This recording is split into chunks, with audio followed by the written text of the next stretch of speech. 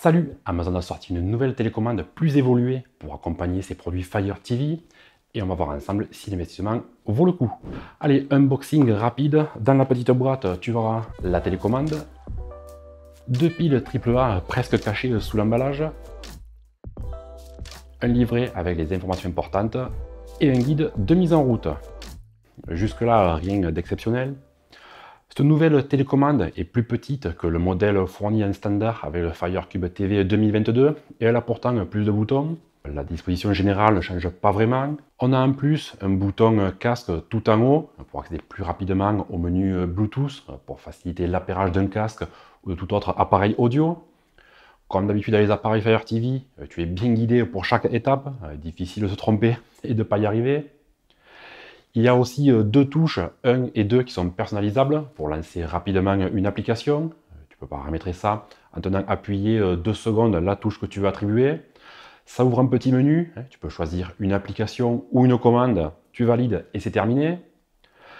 La touche pour lancer Disney+, qui était ici, là, hop, sur la télécommande, disparaît au profit d'une touche pour ouvrir le menu des applications installées sur la Fire TV.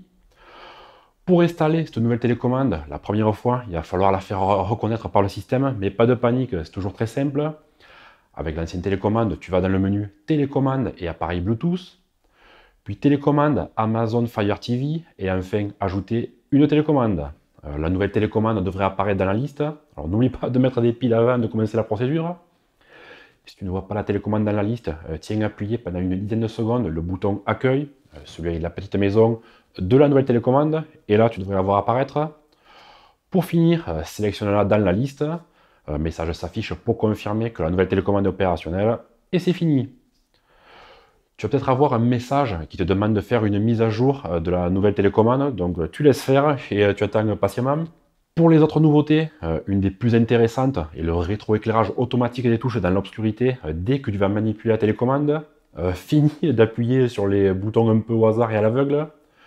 Pour économiser les piles, ça s'éteint tout seul au bout de quelques secondes d'activité. Il y a aussi une fonction pour la retrouver si tu la perds enterrée sous une montagne de coussins ou si elle a glissé sous le canapé ou un meuble. Suffise Alexa, trouve ma télécommande, Alexa, où est ma télécommande?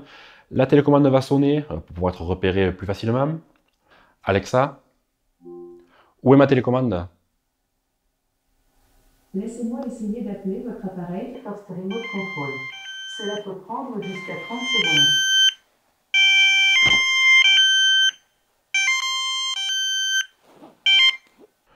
Le bouton voix Alexa pour commander vocalement n'est pas nouveau, mais c'est un appareil Amazon un peu ancien et que tu as par exemple cette version de la télécommande, le fonctionnement reste le même. Tu appuies pour activer la reconnaissance vocale avec Alexa et tu n'as plus qu'à donner tes ordres. Alexa, donne-moi la météo de demain, cherche-moi un fil d'action, éteins la lumière, enfin, etc. Tu as le choix. Alexa, éteins la lumière du salon. D'accord. Oh. Alexa, allume la lumière du salon. D'accord. Ah, c'est mieux. Comme pour les autres modèles, avec cette télécommande, tu pourras contrôler d'autres équipements, comme ta télé ou ta barre de son par exemple. Ça se programme dans les menus, ça évite d'avoir plusieurs télécommandes et ça marche plutôt bien. Si tu comptes acheter cette télécommande pour utiliser avec ton appareil Amazon, attention, les plus vieux appareils ne sont pas compatibles. Je fais apparaître une petite liste pour vérifier. Tu pourras retrouver cette liste sur le site d'Amazon.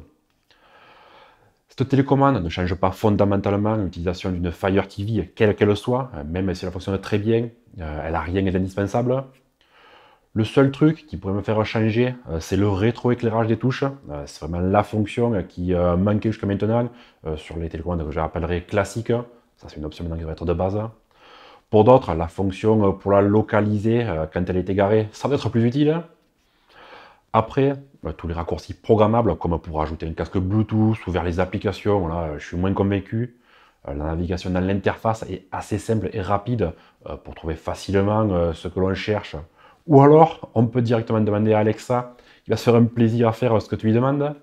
Les quelques bonus qu'elle apporte ne justifient pas son prix. Amazon facture cette télécommande 40 € quand même. Ouais, 40 € pour une télécommande. Je pense que ça doit être la télécommande fournie de série avec les nouveaux Fire TV Cube qui ont été renouvelés à la fin de l'année dernière. Tout simplement. Sortir une télécommande en plus, franchement. Bref. Quand on ajoute ça voilà, aux 160 € déjà du Cube TV, 160 plus 40, ça fait 200 balles, ça commence quand même à piquer un peu. Hein. C'était la présentation et test de la télécommande vocale d'Alexa Pro d'Amazon. Sur des questions, comme d'habitude, laisse un commentaire, je réponds. N'oublie pas de mettre un pouce en l'air, abonne-toi et active bien la petite cloche pour être prévenu de toutes mes nouvelles vidéos. Je te dis à bientôt et toujours à l'accent du Sud. Ciao.